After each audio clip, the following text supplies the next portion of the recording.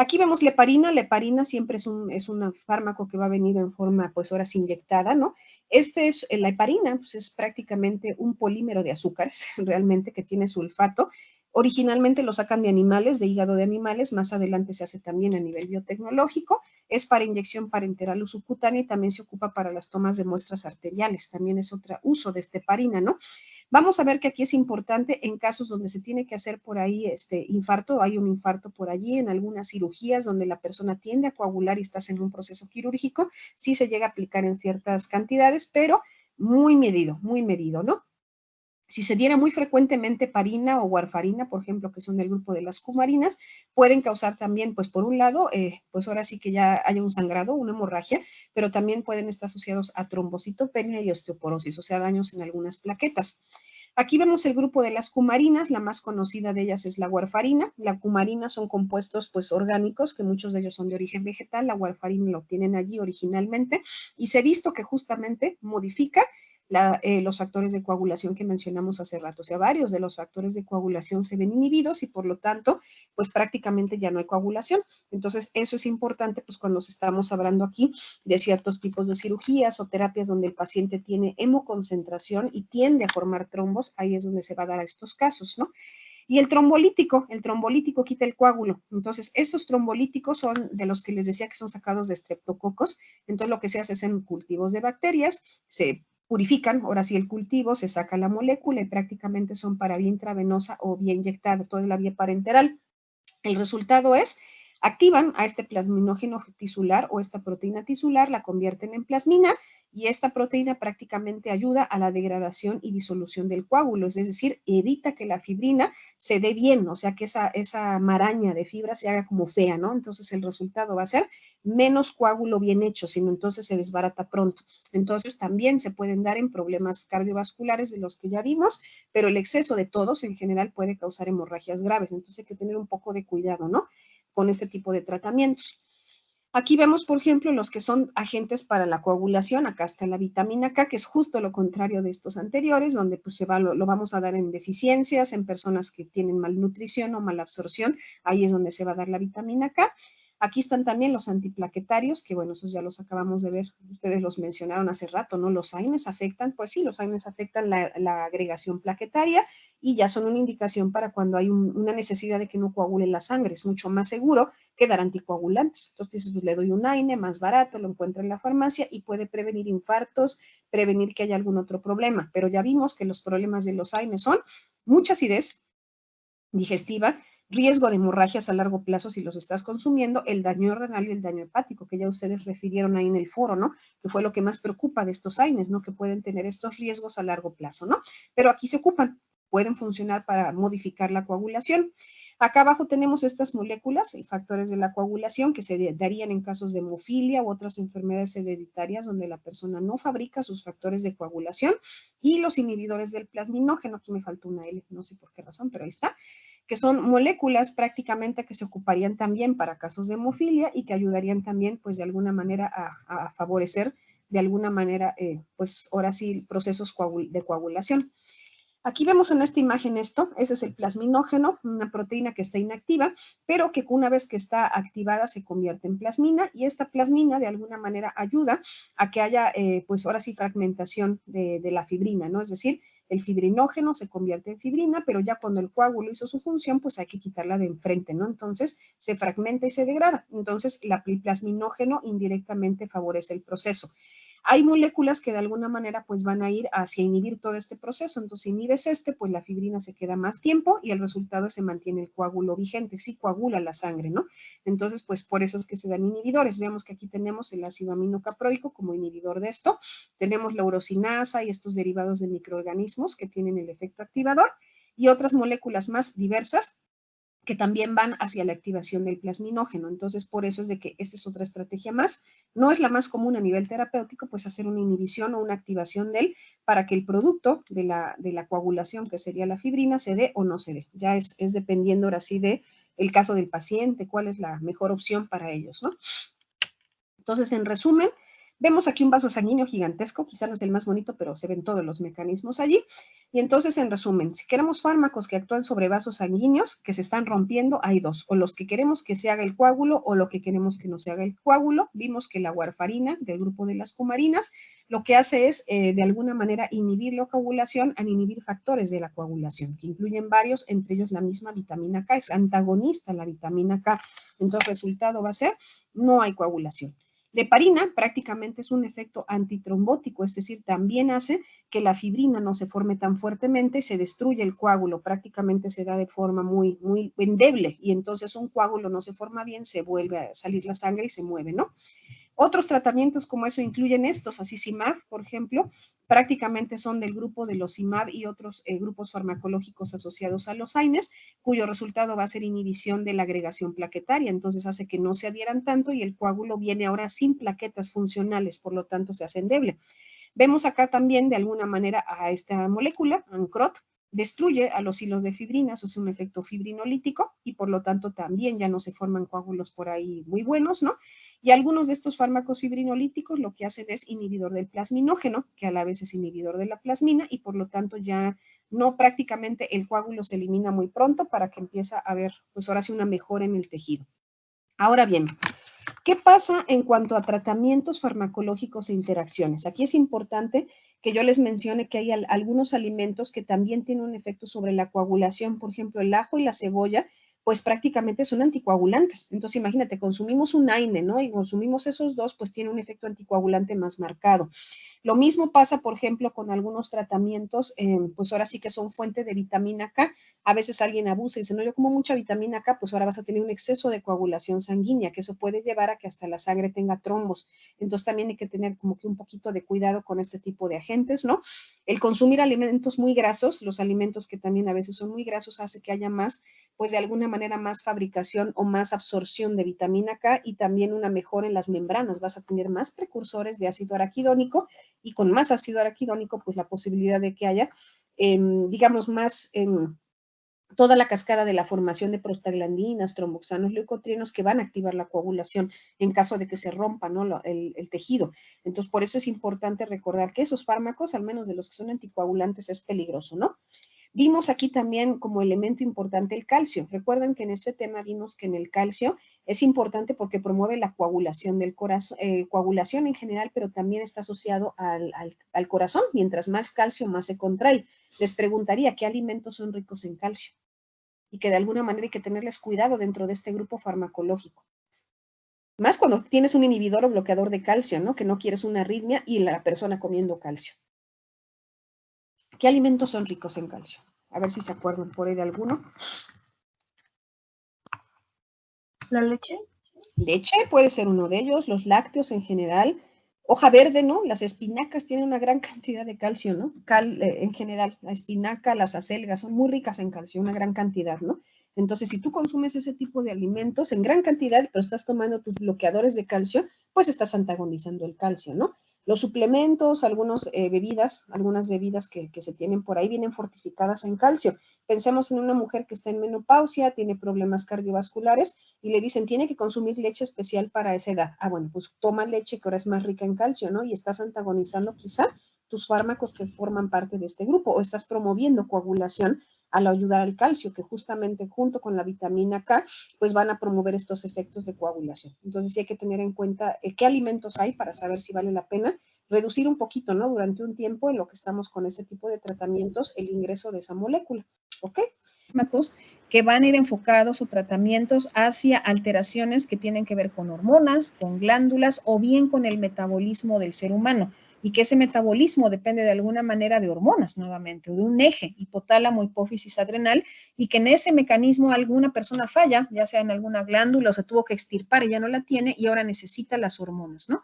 Entonces, estas terapias son de las poquitas que vamos a ver en todo nuestro curso, que yo no les llamaría como tal, pues un medicamento como tal así, sino una terapia de restitución. Entonces, ¿qué es una restitución? Pues tratar de imitar el tratamiento que normalmente tú tendrías o la sustancia endógena con algo que yo en el exterior y pongo para sustituir o para darte algo que necesitas ante una deficiencia, ¿no? Entonces, varios de los medicamentos que vamos a estar aquí son así, son para restitución hormonal, es decir, sustituyo las hormonas que no tienes por una hormona sintética, una hormona obtenida de microorganismos, una hormona obtenida de un animal, para que ya esa hormona sustituya a la que no fabricas. Entonces, esto hasta ahorita no lo habíamos visto así. Hasta ahorita hemos visto tratamientos que son extractos de plantas o animales con la finalidad de que engañen al cuerpo, ¿no? Como que te doy algo que se parece a algo y te engañan, y doy agonismo y antagonismo, ¿no?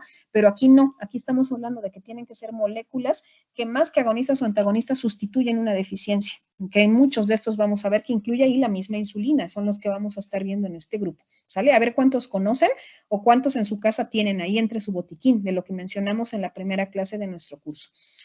Entonces, me dicen si ven, por favor, el material para que continuemos un poquito. Sí. ¿Sí se ve? Sí, todo se aprecia. Entonces, ahí continuamos.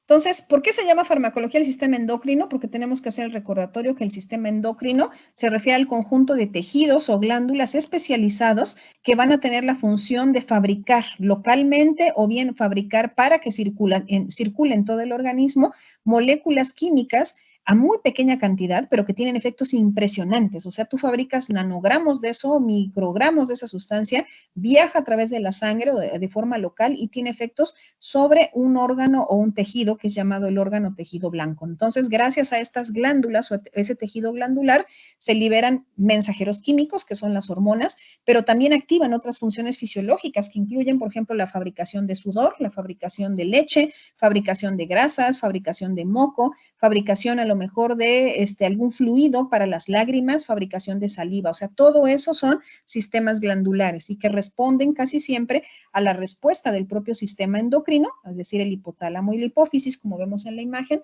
pero también van a responder de alguna manera a hormonas del estrés. O sea, esas hormonas también van a tener un efecto importante sobre estas glándulas. Entonces, pues iremos recordando un poquito nada más de manera rápida cómo funcionan estos ejes y vamos a pasar a los tratamientos que imitan a lo que hace el eje, es decir, no lo fabrico, bueno, yo te lo pongo, ¿no? Para tratar de sustituir tu deficiencia.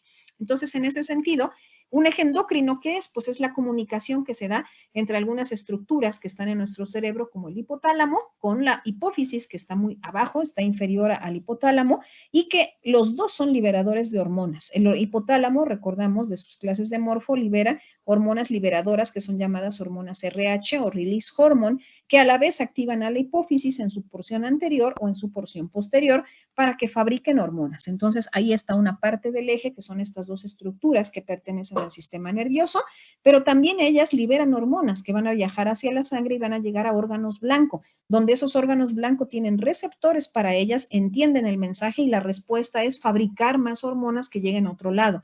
Tal es el caso, por ejemplo, de las hormonas tiroideas, que son de alguna manera estimuladas por la pituitaria o la hipófisis y dan origen al famoso eje hipotálamo hipófisis tiroide, o bien hipotálamo pituitaria tiroides, como vemos aquí, o bien al eje hipotálamo hipófisis adrenal, o también llamado eje HPA, o eje de hipotálamo, P de pituitaria, A de adrenal, donde se activan esas hormonas del estrés, que ahorita mencionamos que el estrés puede activar la liberación de cortisol, entonces también puede llegar a fallar eso y haya demasiado cortisol y corticosterona, o bien no haya, porque el eje no hizo lo suyo y no mandó el mensaje. Por otro lado, pues también un tejido muy importante que se descubrió que hace ejes, pues es la gónada, ¿no? Hablando en este caso del testículo, y por el otro lado, hablar del sistema reproductor femenino, donde se va a hacer la liberación de óvulos desde el tejido reproductor para dar origen a un nuevo ser, si es que hay una fecundación. Entonces, cuando descubren esto y que de alguna manera estos ejes pueden ser controlados también por hormonas, pues fabricadas por el exterior para sustituir, y que de alguna manera el eje no se da cuenta de que esas hormonas vienen desde el exterior y son las mismas que nosotros fabricamos, pues dijeron, ya tenemos medicamentos de este grupo, ya vamos a tener tratamientos para enfermedades endócrinas o metabólicas a partir de fármacos que se van a dar vía oral, algunos serán inyectados, otros serán en parche, otros van a ser tópicos, o sea, va a haber variantes de estos tratamientos, ¿no? El hipotálamo, como les dije hace ratito, libera hormonas liberadoras. Y vean que aquí están todas, hormonas liberadoras de gonadotropinas, de la tiroides, del cortisol o del estrés, hormonas relacionadas con el crecimiento, que es growth hormone o liberadora del crecimiento, hormonas que tienen que ver con la pigmentación de la piel y tienen que ver con las hormonas de los melanocitos, e hormonas que sean inhibidoras de las otras, como es el caso de la somatostatina, liberada ahí también para ayudar a que haya una inhibición o un antagonismo de las hormonas tiroideas y la hormona del crecimiento. tratamiento para poner a raya a las enfermedades que estuvieran relacionadas con el exceso de esas hormonas. A la vez, las que están aquí en morado que les puse son aquellas que fabrica la hipófisis, que fabrica gonadotropinas, LH y FSH, fabrica hormonas tiroideas, fabrica hormonas del estrés llamada corticotropina o adrenocorticotrópica, hormonas del crecimiento, hormonas que estimulan la piel para que haya pigmentación y antagonismo de esas hormonas por la somatostatina. Entonces, viendo desde este panorama qué hormonas hay que pueden antagonizar o bien ayudar a algo que esté mal. Aquí yo les voy a ser sincera, la mayoría de hormonas que se dan para tratar algo es cuando hay un tumor, por ejemplo, a nivel del hipotálamo, que hubiera aquí una lesión o algo grande donde estas ya dejan de funcionar, pues deja de haber hormonas liberadoras, por lo tanto la hipófisis jamás se estimula, nunca se liberan las hormonas y nunca llegan al sitio blanco. Si es así, sí se han diseñado a nivel de laboratorio hormonas que semejan las del hipotálamo, o bien este está muy bien, manda sus señales, pero la hipófisis es la que tiene un tumor, se seccionó, se rompió de esta zona de comunicación y por lo tanto no hay comunicación a través de esta parte, de este pedúnculo y por lo tanto nunca se estimula la hipófisis. Y hay esos casos, sí hay algunas terapias afortunadamente que pueden ayudar un poquito a los pacientes que están en esa circunstancia, ¿no? Que tuvieron una lesión cerebral y se dañó cualquiera de los dos y ya no hay ninguna de estas hormonas, tenemos análogos sintéticos. Estas son algunas de ellas.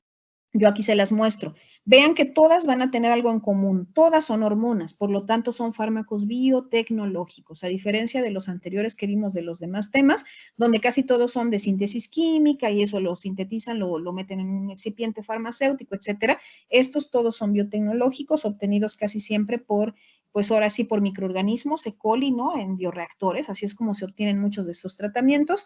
Uno que otro anteriormente se obtenían todavía de animales, por ejemplo, de caballo, de cerdo, de vaca, ¿no? De vacuno, se llegan a obtener, se purifican y se convierten en este tipo de activos, ¿no?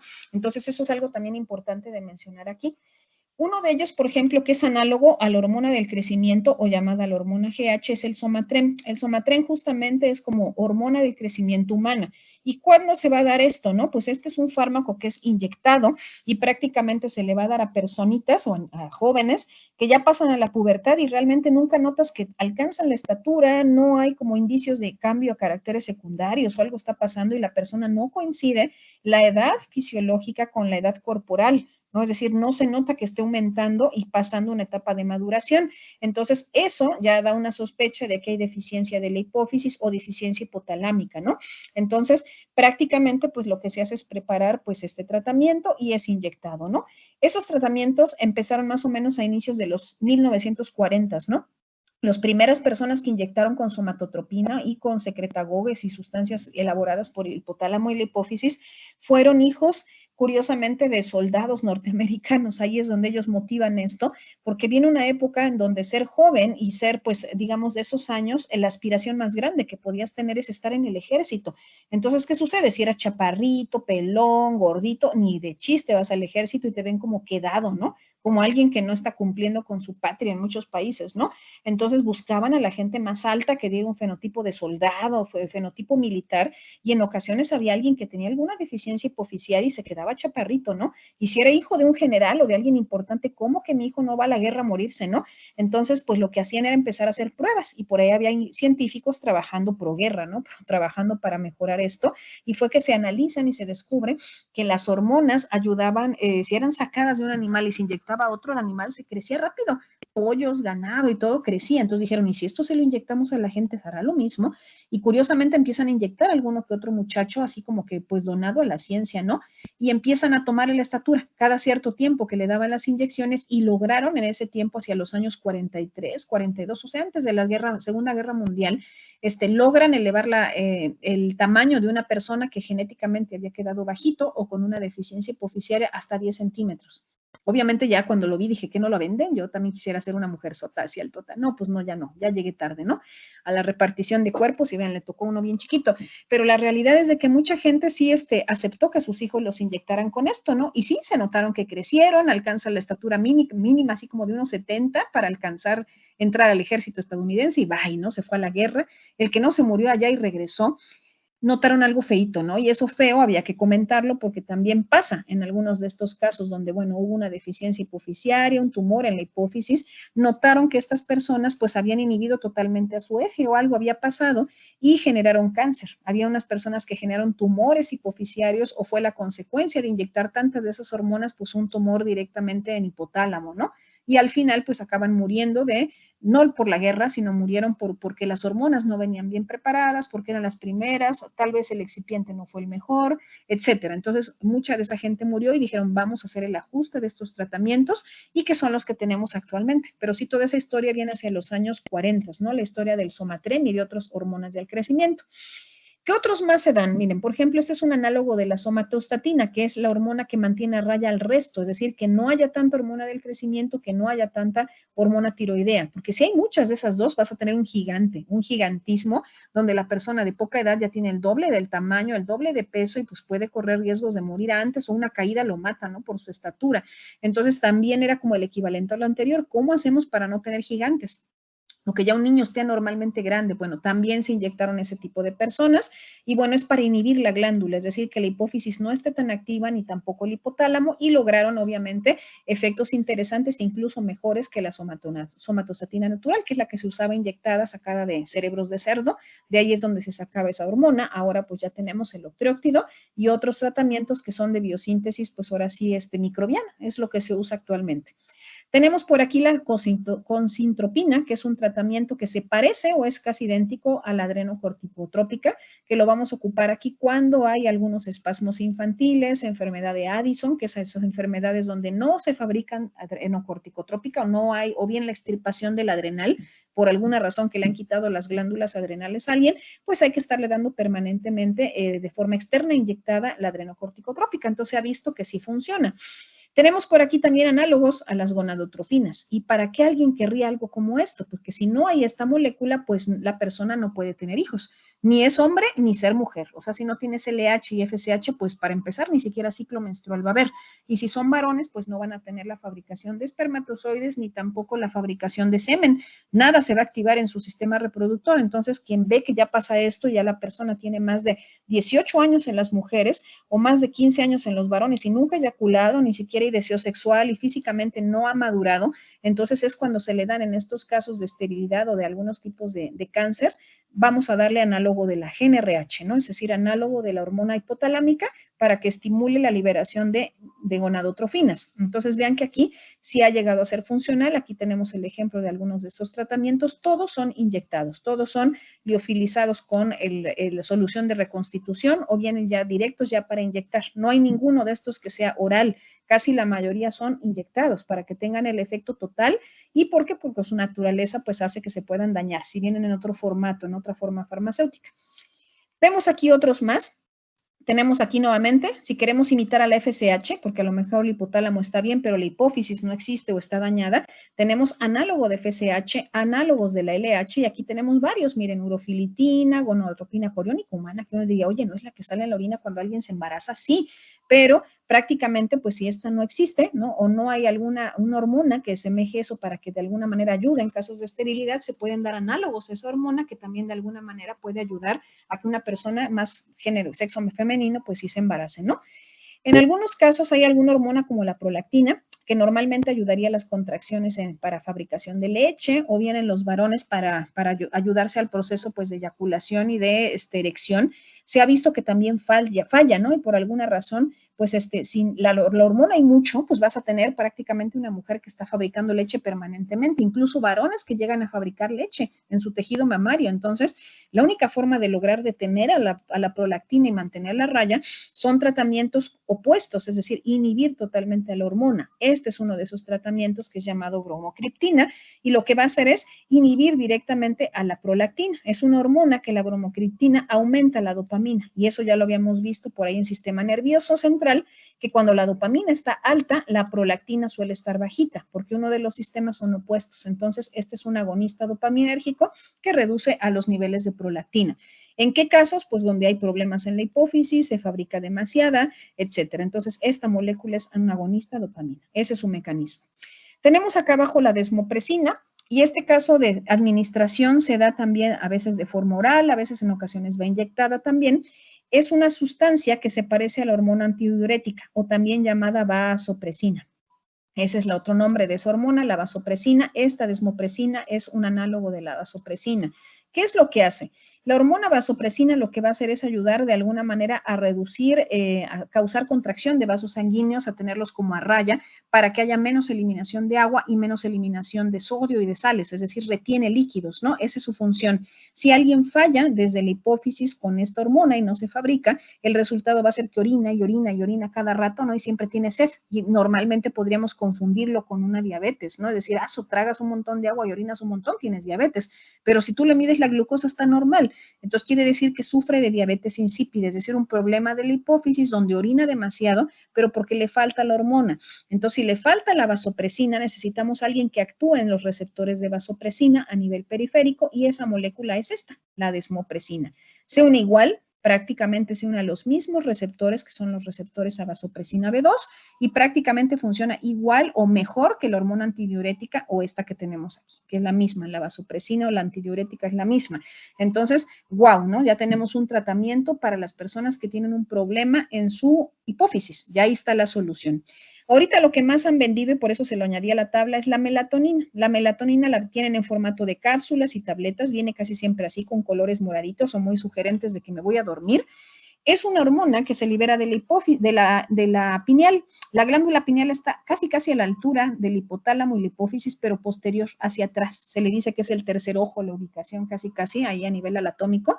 Entonces, ese tejido fabrica la melatonina como una estrategia para indicarnos cuándo tenemos que descansar y dormir y cuándo estar despiertos. Normalmente se empieza a activar a medida de que viene la tarde o hay poca luz, se estimula el ojo y del ojo manda la información hacia el área preóptica media y de ahí hacia allá atrás para que diga, hay que dormir esta persona. Y poco a poco reduce la frecuencia cardíaca, te relajas poco a poco hasta que te quedas dormido. Hay personas que fallan en esto, por alguna razón tienen un insomnio, en el adulto mayor o personas que viajan mucho de un uso horario a otro suelen tener problemas de liberación de melatonina, se sienten incómodos, de mal humor, insomnios que no quieres o te duermes y rápido despiertas. Entonces, como un coadyuvante se les da ahora melatonina. Incluso la venden en las tiendas naturistas, no nada más en la farmacia. Y lo que va a hacer es no que te dé sueño, sino que tengas un sueño de mejor calidad. O sea, que de verdad te convenzas de que estás dormido, ¿no?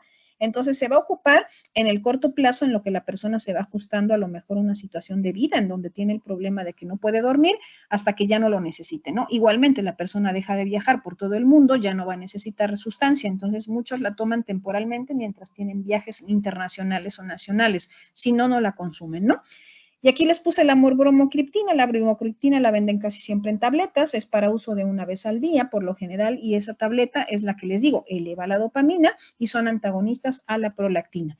Si en ocasiones no hay bromocriptina o no es el tratamiento de elección, hay otros fármacos que semejan a la bromocriptina y que hacen ese efecto, es decir, vamos a inhibir la prolactina. Aquí, bueno, tenemos varias estudiantes que son mujeres y antes de irnos, bueno, hay una enfermedad que aquí creo que no la mencioné, pero es importante ahorita esta tabla para ello. Hay una enfermedad que se llama enfermedad fibroquística de la mama.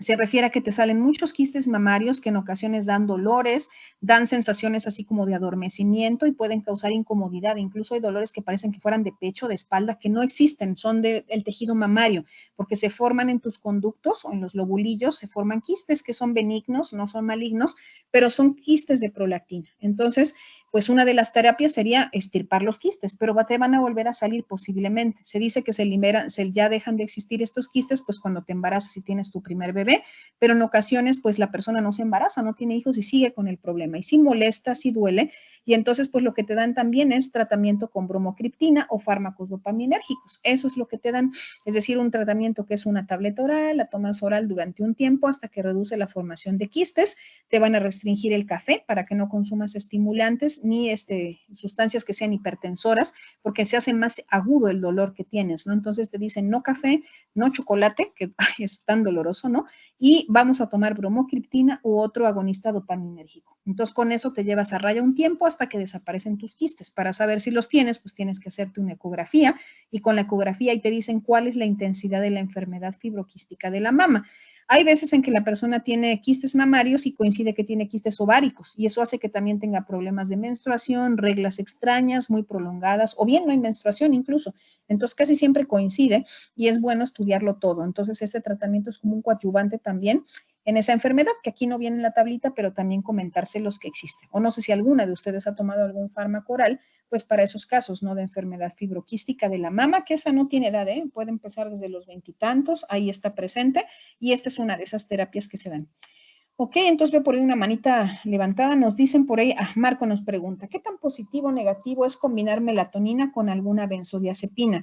Pues mira, aquí lo que te puedo decir, las benzodiazepinas te van a hacer que duermas. Eso sí, definitivamente inducen sueño porque tienen efecto sedante. Acuérdate que las benzodiazepinas, como las vimos en el tema 3, nos van a ayudar a inducir el sueño, pero van escalonadas. Es decir, si tú apenas la vas a empezar a tomar, es por prescripción médica, te va a decir de a cuánto empiezas, ¿no? Así como que de a poquito, más, hasta que llegas a lo que vas a necesitar y mientras, pues te ajustas, ¿no? A tus horas de sueño. Con el tiempo es deseable que ya no sean permanentes las benzodiazepinas y cuando las retires, que también es escalonado, quizá te convenga en la toma de melatonina. Yo al menos conozco aquí cerca en familia muchas personas que tenían un insomnio primario, es decir, que no era permanente, nunca habían tenido problema de sueño, pero por un cambio de vida, que puede ser el fallecimiento del esposo, de un ser querido, me tuve que cambiar de casa, me quedé sin mi pensión, no tengo dinero, me apareció una enfermedad nueva, entonces les cuesta trabajo dormir, pero una vez que duermen ya duermen bien, o sea, no tienen como en las ansiedades, que no duermes casi nada y todo el tiempo te despiertas, aquí no, es decir, me cuesta trabajo empezar a dormir. Les recomiendan que al menos 2 o 3 meses consuman melatonina. Sí, y la consumen entre la tarde y noche, es decir, como a las 8, 9, ir preparando al cuerpo, vamos a ir apagando la luz, ya no haga ejercicio esas horas, sino ya concéntrese en algo sencillo, ¿no? Una meditación, un baño caliente y se toma su melatonina. Entonces, ¿qué sucede?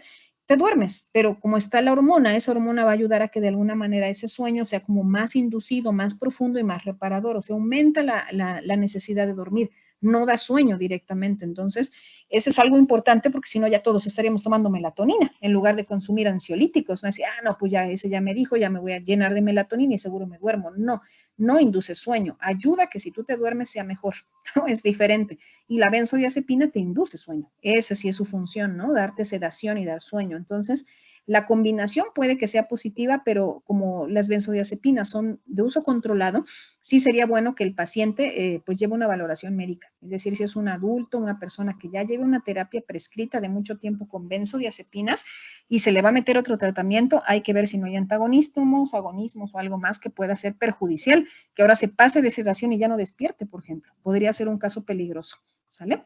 Recordamos que la glándula tiroides fabrica también sus propias hormonas en respuesta a las hormonas estimulantes de la tiroides, que es la TSH, ¿sí? Y estas hormonas incluyen a las hormonas T3, hormonas T4, que son las más activas, llamada tiroxina y triiodotironina, que son las que vemos aquí. Directamente la hormona lo que va a hacerse es de que va a producir de alguna manera estas hormonas a partir del yodo que viene de nuestra dieta. Aquí vemos la molécula clave, que es la tironina. Esta molécula vemos aquí que tiene una estructura muy curiosa y donde están marcados ahí las posiciones 5, 6, 3, 2, prima, ahí es donde se le van a unir los yodos. Hay posibilidades de unión de yodos allí. Entonces empieza yodándose una vez, de ahí se yoda 2 veces, 3 veces, que es lo que vemos por aquí, el triiodotironina en sus variantes, y finalmente la tetrayodotironina o llamada tiroxina. Estas son las más activas, la T3 y la T4, porque les dan como que la mayor eficacia en sus acciones a nivel periférico. ¿Cuáles son las acciones que ejercen esas hormonas? Como vemos aquí, para que haya la liberación de la tiroides, necesitamos que se activen pues las hormonas que vienen directamente de la hipófisis, de ahí se libera esta, la TSH, a la vez por la TRH de allá arriba del hipotálamo, llega a la tiroides y en la tiroides se liberan estas hormonas y se fabrican. A nivel del sistema nervioso, el efecto que tienen las hormonas es apoyar la maduración y desarrollo del mismo, por lo tanto van a favor de la hormona del crecimiento que viene por aquí en un cuadrito. Esta hormona del crecimiento que tiene acciones pues metabólicas también se ve favorecida con las hormonas tiroideas. Por otro lado, en el hueso lo que vamos a encontrar también es que ayuda a la formación del mismo y a la resorción ósea, es decir, que se tomen de la sangre elementos nutritivos para que el hueso se haga firme y se haga largo, más grande, más reforzado.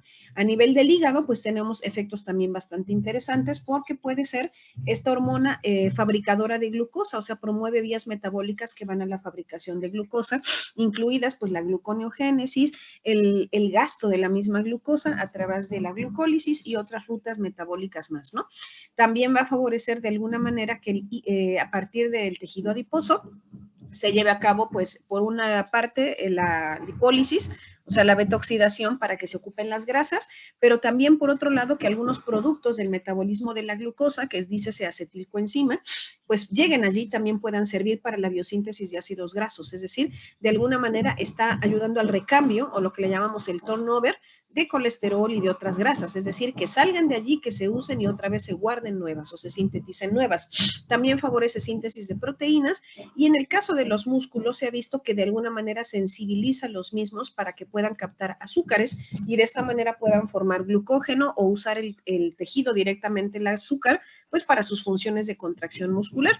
Entonces es importante este sistema porque fíjense que no actúa solo, las tiroides actúan, las hormonas tiroideas, con apoyo también del sistema nervioso simpático, ese que vimos en el tema 2, donde decíamos que estos receptores adrenérgicos, receptores colinérgicos y todos ellos tienen efecto en los tejidos, pues también se ve favorecida la actividad de la tiroides por la presencia de agonistas adrenérgicos, es decir, la adrenalina ayuda de alguna manera también a liberar azúcares, también modifica algunas cosas por aquí, también ayuda a la lipólisis, también va a ayudar a que el músculo se contraiga. Entonces, si nos fijamos, son acciones bastante parecidas a lo que hacen las hormonas tiroideas. Entonces, los agonistas adrenérgicos son sinérgicos con estas hormonas, o sea, de alguna manera hacen efectos complementarios o bastante parecidos. Ahora, ¿qué enfermedades encontramos cuando falla esto, no? Si nosotros tenemos menos actividad de la glándula tiroides, pues vamos a caer en un hipotiroidismo, es decir, personas que vamos a ver con una fase parecida a estas. Es un poco feo ver esto porque dices, estamos en la mañana, clases de la mañana, y muchos ya empiezan así, ¿no? Como esos que están allí, pobrecillos, ¿no? O sea, encontramos que generalmente vamos a encontrar una cara que tiene así como una forma de luna, los párpados están caídos, se les ve de verdad, suena feo, pero cara como de flojera, de me acabo de levantar, no quiero hacer nada en mi vida, y efectivamente así se sienten como se ven, porque prácticamente vamos a encontrar una cara así como de luna, muy interesante, los labios, en general la facie, se ve como muy decaída, de verdad muy decaída, como si estuvieran hinchados de que apenas se levantaron, ¿no? Vamos a encontrar también que el cabello en general hay una pérdida, se va adelgazando, se va a volver así un poquito seco, algo grueso y ya no va a haber, pues de alguna manera caída, ¿no?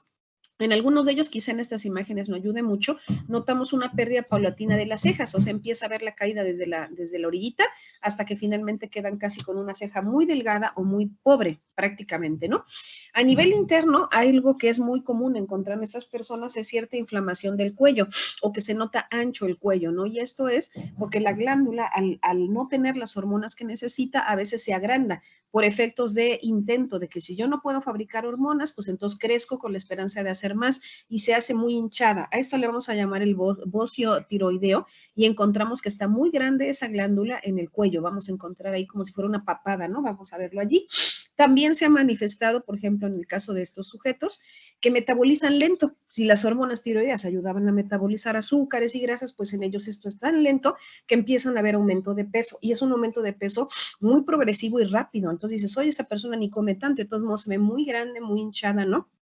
Tienen problemas digestivos y vamos a notar también que a pesar de que coman alimentos con nutrientes, no se metabolizan igual. Por ejemplo, las proteínas que forman el cabello, la piel, las uñas, pues no van a estar tantas allí. Entonces el resultado va a ser uñas quebradizas, como les decía, caída de cabello, piel que se ve seca y realmente de mal aspecto, ¿no?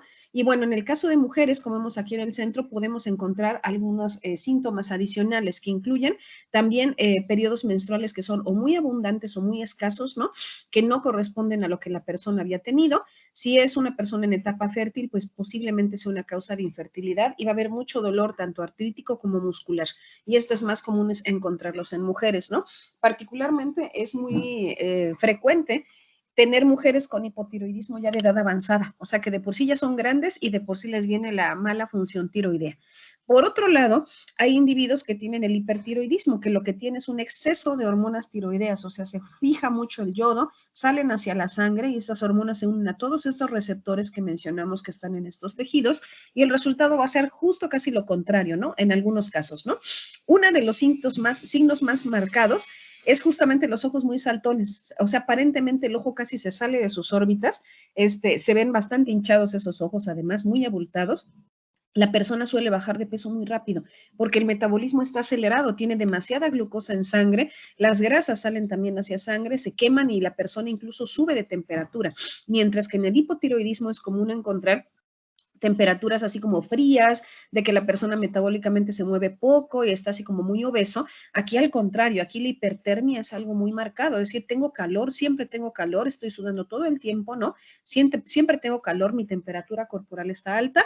Vamos a encontrar también igual un malestar en ocasiones de la glándula, donde la glándula aumenta también de tamaño, no tanto como en el hipotiroidismo, y vamos a encontrar también adelgazamiento, mucho adelgazamiento, dolores musculares también, vamos a encontrar temblores porque se activan receptores musculares de los beta-adrenérgicos también, uñas también que son quebradizas, delgadas o raras, ¿no? Veamos que nuevamente, si son mujeres, se incrementa estos efectos todavía con intolerancia al calor, dificultades para dormir, cambios de humor muy fuertes, ¿no? Y también lo mismo, ¿no? Problemas con periodo menstrual, que también se altera en presencia de estas hormonas. Ambos casos están presentes en población mexicana, sí hay de estos casos, y yo les preguntaría si alguien conocen o tienen un familiar que haya tenido tanto hipotiroidismo como hipertiroidismo, o alguno de los dos. Si me pueden levantar, por favor, la mano. De los que estamos aquí, ya estamos 25, al menos alguien que diga, yo sí, creo que sí tuve un familiar, o bien mi familiar está con estas enfermedades, alguna de ellas, sí, es muy común encontrarlo en abuelitos, mamás, es más de mujeres, es bastante más frecuente, ¿no? Entonces vean que no está tan pobre, somos 20, 22, y ahorita pues estamos aquí, conmigo son 7 personas que tenemos algún conocido que haya tenido problemas con su tiroides. ¿Sale? Muchas gracias. Entonces, vamos a ir viendo qué tratamientos son los más factibles para ellos, ¿no? Cuando hablamos por aquí para funciones tiroideas, por un lado nos vamos a ir para el hipotiroidismo, donde faltan las hormonas, y en el hipertiroidismo, donde sobraron las hormonas, ¿no? Les he de decir que el tratamiento un poco menos severo es aquel donde hay hipotiroidismo, porque si faltan las hormonas, ¿qué hay que hacer? Pues darlas. Es decir, vamos a restituir lo que les dije. Estos fármacos de este tema son restituciones hormonales. Entonces, lo que se da son T3 y T4, que son las formas más activas de la hormona. Entonces, bueno, estas pueden venir separadas, aunque casi siempre ahorita se ha visto que para facilidad de las tomas se buscan tratamientos orales donde vengan juntas. Entonces, el prototipo donde viene tiroxina y triiodotironina es la levotiroxina, está la liotironina, otros fármacos. Hay uno muy común que tienen en las farmacias que se llama Liotrix, y el Liotrix trae las dos.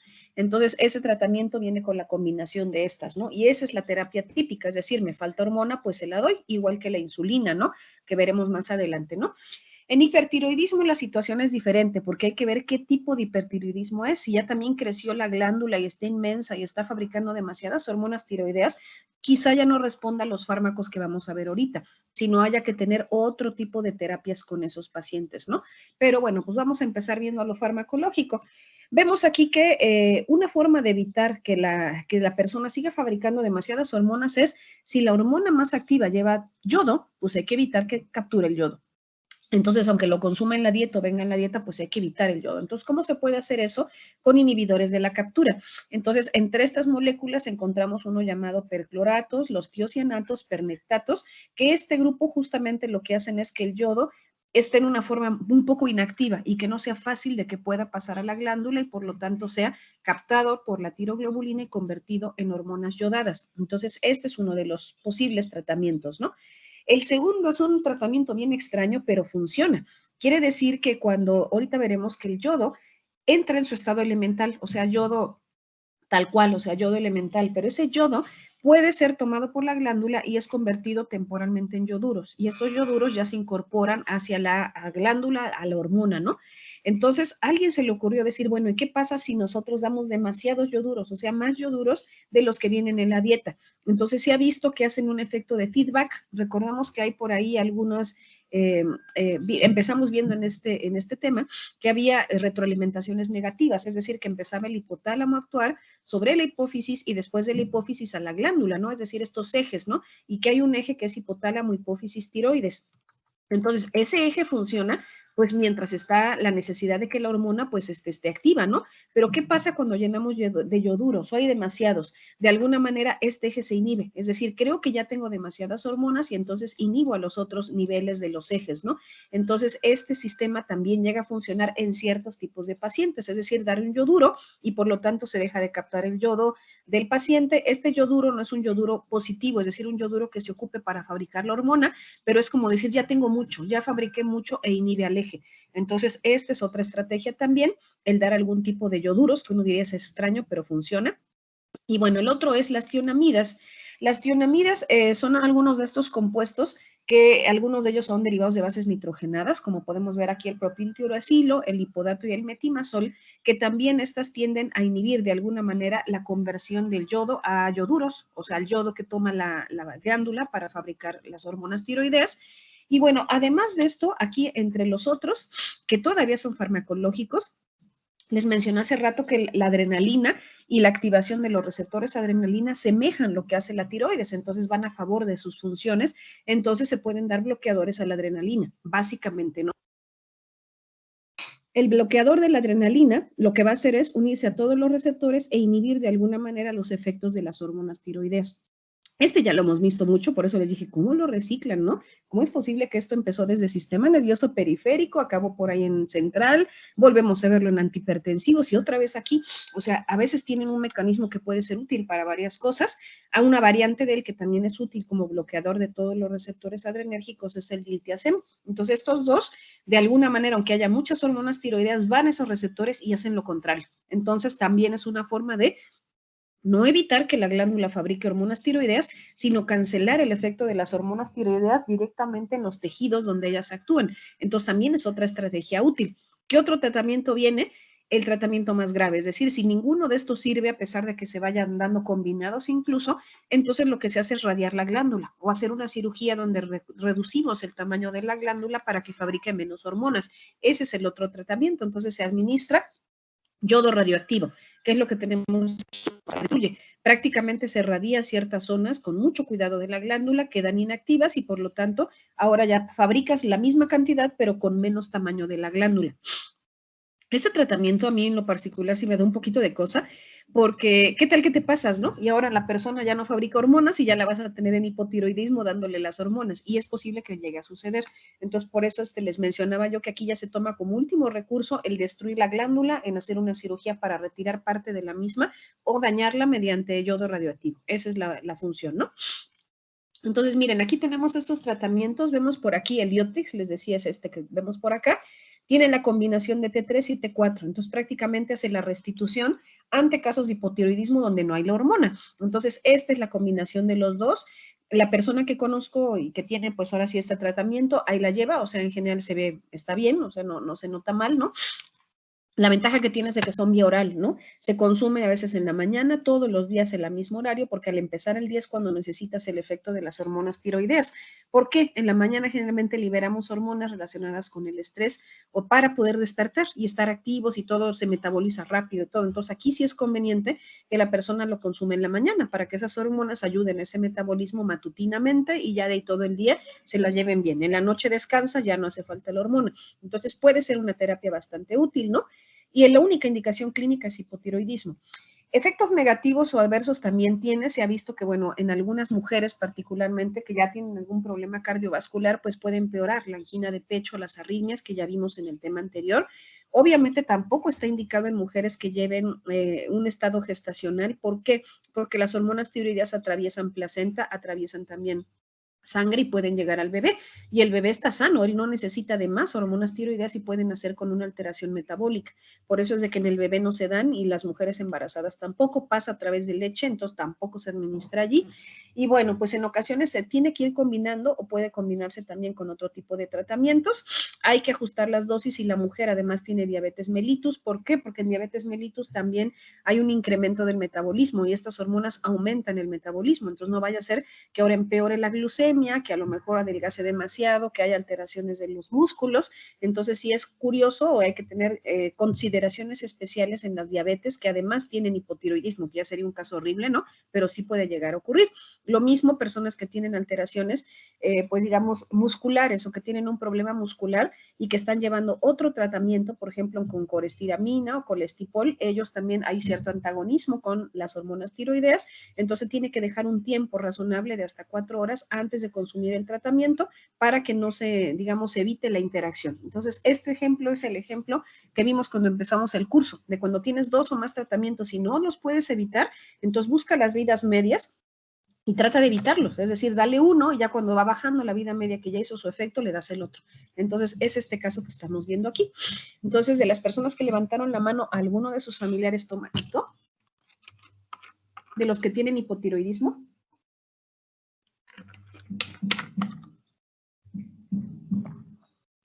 Ah, no, entonces tenían hipertiroidismo. Eran como 5 que levantaron manita, ¿no?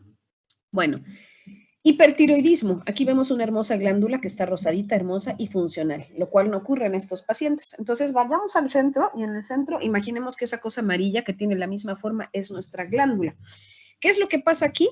Mencionamos que para que la glándula tiroides fabrique sus hormonas activas que van y salen de ahí hacia la sangre, necesitamos que capte el yodo. Entonces, capta el yodo en forma elemental. Este yodo se transporta por transportadores especiales que son los que se inhiben con estos tratamientos que vimos hace ratito, donde veíamos los primeritos, los que eran de cloro, tiocianato, perclorato y permetato, actúan allí.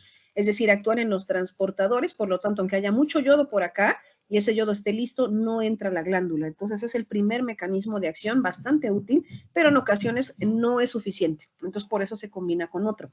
Una vez que entra el yodo, este yodo se convierte como en un yodo, les digo, una especie como de yodo elemental, listo para ser incorporado a la proteína tiroglobulina, que es la que va a convertirse después en monoyodotiroxina, diyodotiroxina, tiriyodotiroxina y tetrayodotiroxina o T4.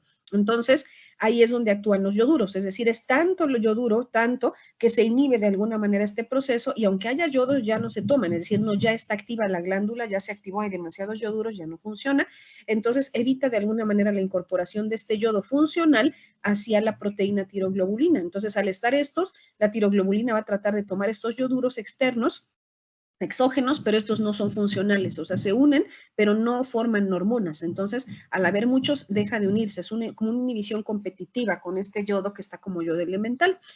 Una vez que ya la hormona formó la T3 y la T4, se separa directamente esas hormonas de la tiroglobulina, hacen una proteólisis, se separa de la proteína, salen de la glándula y van a sangre. Entonces, ahí es donde también es otro mecanismo que los yoduros hacen. Como inhiben a la glándula, porque hubiera una sensación de que ya hay suficientes, no hacen suficiente proteólisis. Inhiben este proceso, por lo tanto, las pocas hormonas yodadas se quedan ahí dentro de la glándula y ya no salen a sangre o salen menos cantidad. Entonces, vean que los yoduros tienen un mecanismo dual. Inhiben que el yodo se incorpore, el yodo nuevo, y también una vez que hay algunas hormonas con yodo nuevo, evita que salgan de la glándula. Entonces tiene 2 mecanismos duales por allí. Y bueno, a nivel periférico lo que vimos es que funcionan los bloqueadores beta. Estos bloqueadores beta pueden ayudar bastante porque aunque haya hormonas tiroideas que se anden uniendo al corazón, al hígado y a todo lo demás, ellos antagonizan el efecto, es decir, antagonizo el efecto visible de las hormonas. No quito las hormonas de sangre, solamente inactivo los sitios donde ellas ya activaron. Llegaron a activar, pero ahí están los bloqueadores haciendo lo suyo, ¿no? A veces se pueden usar en este sentido, pues también algunas otras sustancias temporalmente. Por ejemplo, cuando hay dolor muscular o molestias muy grandes en estas personas, pues pueden ocuparse un poco corticoides para inhibir el dolor, pero ya sabemos que los efectos a largo plazo son grandes, o la miodarona también, ¿no? Que por ahí veremos que puede ser útil en algunos casos, pero realmente son coadyuvantes estos de aquí abajo. Los meros tratamientos son los que están arriba directamente en la glándula. Los de abajo retiran efectos periféricos, es decir, solamente reducen un poco el efecto de la acción de la hormona, pero no quitan las hormonas en medio, prácticamente, ¿no? Entonces aquí los tenemos. Estos son algunos de esos tratamientos, el perclorato, el tiosanato, el pernetato. Esos tratamientos aquí los vemos, son vía inyectada, muchos de ellos. Algunos otros ya los han administrado vía oral para facilitar que las personas puedan tenerlos en casa.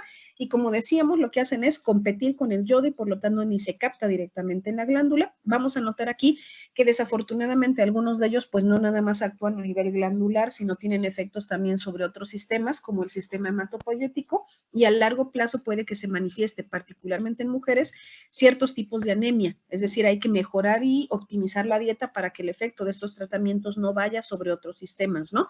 También los que son orales, y por eso a veces no se prefieren muchos de esos tratamientos, es que causan irritación gástrica. Por eso a veces se prefieren los que son inyectados para evitar justamente pues que haya lastimado el estómago, ¿no? Entonces, prácticamente ese tipo de moléculas nada más se van a estar dando cierto tiempo o con las dosis más bajas para tratar estas enfermedades porque les digo, hay riesgos de que causen anemia al actuar también inhibiendo médula ósea. Entonces, pues ahí hay algún problemilla, pero bueno, son tratamientos útiles hasta cierto punto, ¿no? Acá tenemos los yoduros casi siempre se dan vías orales, también puede haber en casos de una crisis de hipertiroidismo, pues la vía inyectada también se pueden dar, pero son irritantes, vía local, o sea, donde se inyectan pueden causar algún problema. Y bueno, pues vamos a ver que aquí los yoduros lo que hacen es que al ser tantos, prácticamente hacen una inhibición total, una inhibición de todo el proceso, inhibición del eje, inhibición de la captación, ya directamente por la hormona, ¿no? Por la hormona directamente la glándula, ¿no? Indicación, pues el hipertiroidismo, vamos a ver aquí que si la persona tiene ya una glándula muy anormalmente grande, o sea, lo que le llamamos el bocio tóxico, donde ya la glándula es muy grande, entonces vamos a encontrar un problema fuerte porque vamos a incrementar los signos de la persona. Es decir, ya de por sí tenía mucho yodo captado y si nosotros inhibimos con aún así las hormonas no se salen. Entonces vamos a empeorar la crisis de hipertiroidismo.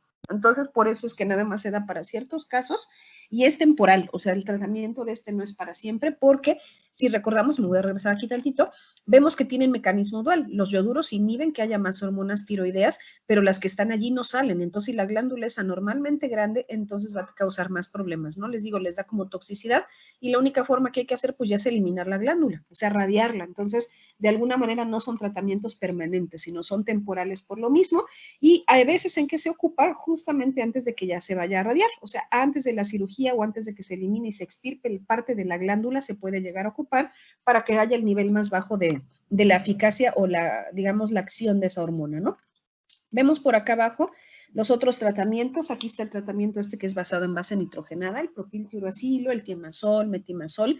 Y bueno, aquí lo que pasa es de que esos tratamientos inhiben justamente a la enzima, es una enzima peroxidasa, para convertir T3 en T4, ¿sí? Y que esa sea la forma más activa. Entonces se inhibe esa enzima y no se convierte ese yodo como elemental directamente en hormona tiroidea. Ese es el tratamiento. Entonces vemos que también se dan vía oral, afortunadamente. Nuevamente la indicación sería no darlo en mujeres embarazadas porque pasan también hacia leche materna, pasa hacia placenta, puede haber problemas metabólicos en el bebé, por lo tanto no va por allí, ¿sale? La indicación es hipertiroidismo e igual que todas las anteriores pueden tener problemas a nivel también de sistema hematopoyético, puede también, si son inyectadas, también existe causar vasculitis o inflamación de vasos sanguíneos y otros problemas, ¿no? Dolores musculares, dolores óseos, porque van a tener un efecto metabólico todas estas hormonas. Entonces sí va a haber una molestia ahí con el paciente. Tampoco se dan embarazadas ni en lactancia. Y vamos a notar aquí que, bueno, funciona muy bien cuando hay crisis, o sea que de repente el paciente va muy bien, lleva un tratamiento y ahora su glándula responde haciendo anormalmente mucha actividad. Entonces es una crisis hipertiroidea que se da uno cuenta o llegan al médico urgencias porque sienten que se queman, o sea, la temperatura corporal es muy alta, casi entran en convulsión, ¿no? Y uno dice, ¿qué le está pasando? Y le ven los ojitos todos hinchados, así dices, no, pues creo que tiene una crisis de hipertiroidismo. Y en ese momento, pues funcionará muy bien el primer tratamiento, el propiltiuracilo es como de elección cuando llegan con una crisis ya hospitalizarse, porque pues hay que reducir la cantidad de hormonas que se fabrican, hay demasiada glucosa en sangre, muchos lípidos, la persona entra en esa crisis, a eso le llamamos la crisis tiroidea o casi el bocio tóxico, ¿no? Entonces, por eso es importante pues dar ese tipo de tratamientos como de rescate en casos de unas crisis tiroideas, ¿ok? Y bueno, el último es el yodo radioactivo, es decir, si voy a hacer ya la extirpación de la glándula, se va a retirar porque la persona ya tiene la glándula tiroidea muy grande, pues también se puede hacer la radiación.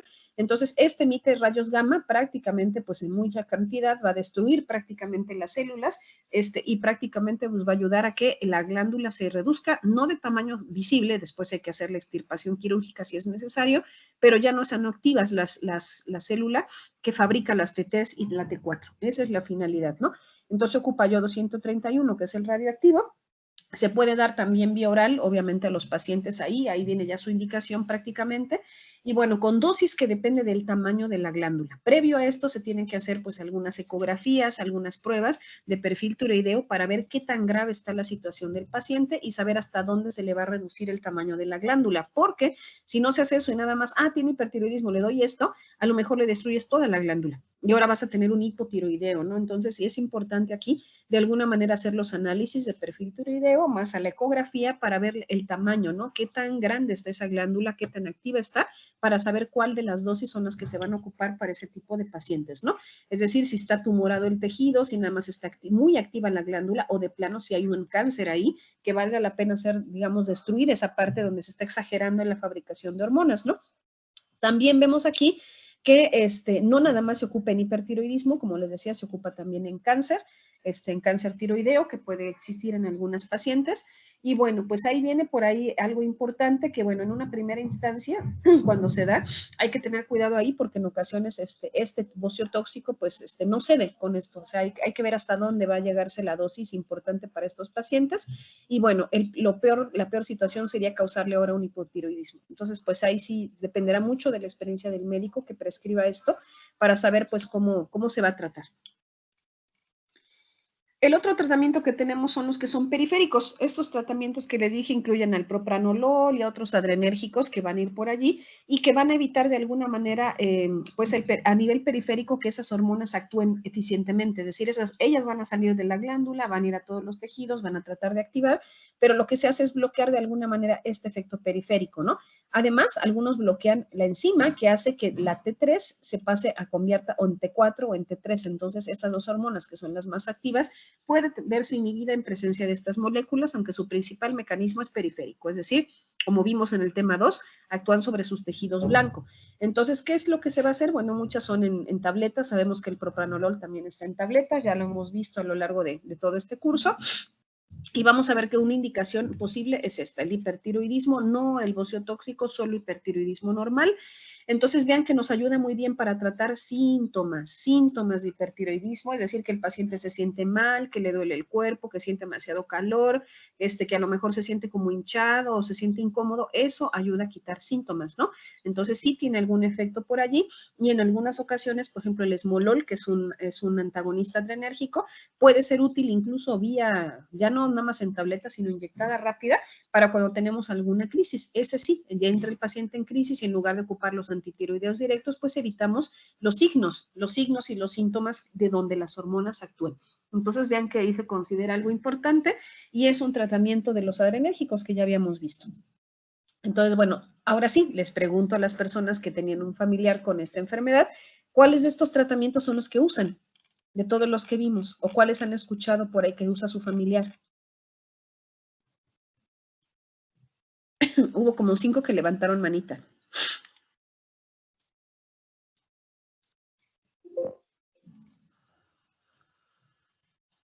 Hola, ¿alguien ahí? Doctora, yo solo sabía que tenía, creo que hipotiroidismo, pero nunca me mencionó los medicamentos que tomaba. No te decían. Pues no, seguramente tomaba hormonas tiroideas. Ese es lo más seguro. Sí, aquí tengo las cajitas porque, bueno, pues alguien me los regaló. Muchas gracias. Sigue tomando la persona. Es una amiga de la familia, amiga de mi mamá. Ya es una persona también adulto mayor, y alguna vez vino y me dijo, oye, dice, ¿y estas cosas para qué son? Me dieron estas tabletas y las trajo, ya no sabía, nada más le dijeron, tomes esto, y pues ya ves el clásico de que muchos médicos casi nada más quieren atenderte 3 segundos, y pues no le dijeron qué era, nada más le dijeron, tómate esto, ya ahí llévatelo, ¿no? Dice, y a veces me siento un poco rara, ¿no? Así como que un poco diferente, ¿no? Con tomármelas, dice, pero en general sí me siento mejor comparado a como estaba antes, dice, pero yo no sé qué tengo. Dije, no, pues lo que tiene es un hipotiroidismo, ¿no? Y ya le expliqué, ¿no? Que el problema con esto, pues es de que le dieron el tratamiento, pues para que tratara de tener hormonas que ella no está fabricando ya. Y coincidió, pues, de que tenía poco tiempo que había pasado la menopausia esa mujer y pues se sentía de por sí con signos de la menopausia y aparte échale el hipotiroidismo, o sea, era 2 por 1, ¿no? Entonces, por eso le habían dado ese tratamiento. El único indicación o una parte, pues digamos, que yo les recomendaría en respecto a estos tratamientos, me voy a regresar acá, es lo siguiente, si nosotros estamos en un hipotiroidismo y llevamos estas hormonas, pues se supone que esas hormonas van a tratar de suplementar lo que tú no tienes, pero también hay que considerar que hay alimentos ricos en yodo. Entonces, si tú consumes alimentos ricos en yodo y llevas también las hormonas, pudiera ser que haya riesgo de que pases ¿a dónde? A hipertiroidismo. Entonces, me gustaría que ustedes me sugirieran alimentos ricos en yodo. ¿Qué alimentos habría que tener con cuidado, no? Si una persona está consumiendo, por ejemplo, esas hormonas, ¿qué tratamientos habría que cuidar o qué alimentos? ¿Alguna idea? El rábano. ¿Alimentos ricos en yodo? ¿El rábano? Ajá, el rábano, es decir, yo si consumo demasiadas verduritas y le traen ahí, dices, yeah, creo que hay que tener un poquito de cuidado, ¿no? A lo mejor ese tipo de tratamientos no es la mejor opción, ¿no? O esos alimentos, ¿no? ¿Algún otro que sea rico en yodo que ustedes conozcan? También podría ser la sal. Ajá, la sal viene yodada. Fíjense que es algo bien interesante, muchas gracias. Generalmente tenemos la idea de que es puro cloruro de sodio, así como que hay puro cloruro de sodio, eso no hay problema, puedo salar mis alimentos, pero nuestras sales vienen yodadas justamente para evitar que caigamos en hipotiroidismo los demás, o sea, los que estamos así como con dietas pobres en yodo, podríamos caer en hipotiroidismo y no es que esté un problema grave, sino es me falta en la dieta. En México a casi nadie le falta porque salamos todo, le ponemos un montón de sal. Entonces casi nunca estamos en hipotiroidismo, a menos que sean estas etapas de la vida, donde les digo que lamentablemente muchas mujeres padecen esto, ¿no? Otros alimentos que también pues son importantes y que pueden ahora sí llegar a tener el yodo, es curioso, pero unos pusieron por ahí los lácteos, hay lácteos que sí, pero fíjense que hay algo más. Ustedes dijeron algo importante por ahí, ¿de dónde viene la sal? La sal que tiene yodo, o en general las sales, ¿de dónde salen? Los mariscos Del mar. Del mar, así que vienen los mariscos incluidos, los pescados, obviamente también el rábano que mencionaron, ¿no? Las sales en general, y hay un alimento que no sé si ustedes lo conozcan o lo consuman, yo sí lo he consumido, me gusta también, que es el alga nori. El alga nori es con la que hacen el sushi, es como una lámina de color verde que la sacan del mar y de esas algas marinas hacen como unas pequeñas delgadas tiritas color verde con las que se aderezan algunos alimentos de comida oriental. Entonces, no sé si lo ubican, es como color verde, la venden como en una tejita y de ahí sacan el sushi, o sea, lo envuelven como un taquito, cortan y ya salen las rodajas del sushi. ¿Se ubican esta alga? Sí, lo he visto. Eso, va a decir, ay, ¿a poco así se llamaba, no? Entonces, esta se llama alga nori, ¿sale? Entonces, las algas nori, pues, son comunes en alimentos orientales, porque, pues, allá se da mucho, es marina, la secan, después de secarla, sacan esas pequeñas, limpiarla, la sacan esas como delgadas láminas verdecitas, y con esas hacen alimentos. También se puede consumir directamente en caldos, la consumen también así, ¿no? Entonces, el alga nori es bastante rica en yodo, demasiado rica en yodo, ¿no? Lo mismo pasa con los champiñones, la piña, las fresas, moras y algunas plantas medicinales que se ocupan como para tratamientos digestivos, por ejemplo, el hinojo. El hinojo también es rico en yodo. Entonces, muchas mujeres no saben, dicen, no, pues yo me gusta la comida china, yo consumo bien mis frutas y como fresas, moras, ok, estás consumiendo yodo extra.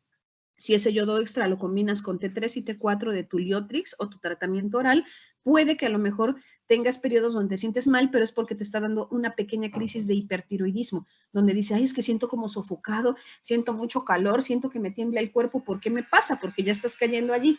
Entonces sí hay que tener cuidado con esos tratamientos y con esos alimentos. Entonces ahora sí quedó mejor. Alimentos ricos en yodo, ahora sí se acordarán algunos de ellos. Acuérdense que yodo, el agua viene del mar, entonces lo que consuma yodo del mar va a tener yodo. Entonces es por ahí una parte de la respuesta para esto, ¿no? Ahora, por otro lado, ¿qué alimentos se tienen que evitar totalmente en hipertiroidismo entonces? Si ya le estoy radiando, ya llevo los yoduros o todos estos inhibidores de la absorción de yodo, ¿qué es lo que no tendría que consumir entonces? Alimentos ricos en yodo. Prácticamente no, ninguno, ¿sale? Si aquí más bien se recomiendan, pero con cuidado. Ahora imagínate que tienes una crisis hipertiroidea y estás consumiendo esos alimentos, ¿no? O sea, con muchas algas, con mucha piña, con moras, con hinojo, con cualquier otro producto, ¿no? Pues más se hace la crisis tiroidea. Entonces sí hay que tener muchísimo cuidado en que estas personas con hipertiroidismo prácticamente retiren de la dieta los mariscos, ¿no? El pescado, almejas, todos estos productos que vienen del mar, y también la comida china es deseable, pero aquí no nada más doble, la comida china sería indeseable por dos cosas, una porque tiene sal y la sal es yodada, y la otra es porque tiene algas o tiene este tipo de productos que son marinos, entonces adiós a tus tratamientos con esos alimentos, ¿sale?